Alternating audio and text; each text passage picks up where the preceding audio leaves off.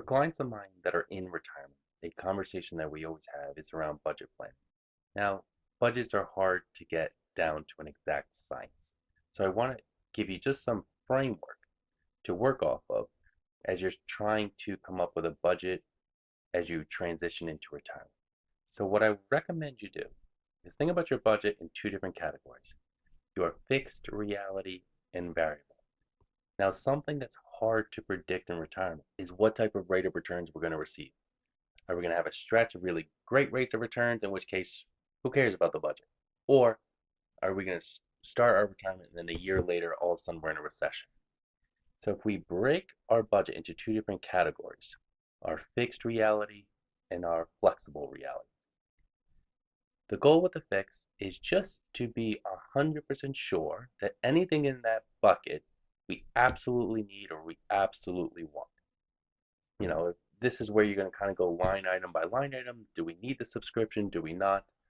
Obviously, you're going to have normal items in there like mortgage, property taxes, utilities, things of that nature. So that one, again, we just want to make sure whatever is necessary is there. And then we have your variable reality. So in a year like last year, 2025, where all types of investments did great, your variable budget can go up. In good times in the market, spend a little bit more. So if we're going to go on a vacation, think of vacations as like two different types. All right, we have the domestic kind of low budget vacation, and then we'll have an international vacation where we're going to spend a pretty penny. So that's the element that you would want to dance with the markets. So as markets are doing well, the variable aspect of your budget you can increase and enjoy. At the same time, if we end up in a recession and investments have taken a hit, that's when you kind of want to downshift all the things in your variable bucket. If we're going out to restaurants and you want to allot 3 times a month, maybe you switch that down to two. Again, we're talking about vacations, a high level vacation, a low level vacation.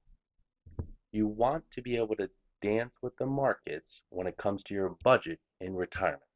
Now, I'm not saying you should have swings of cutting your budget in half in bad times. No, a 5 to 10% difference between good times and bad times in the market helps grease the wheels of a retirement.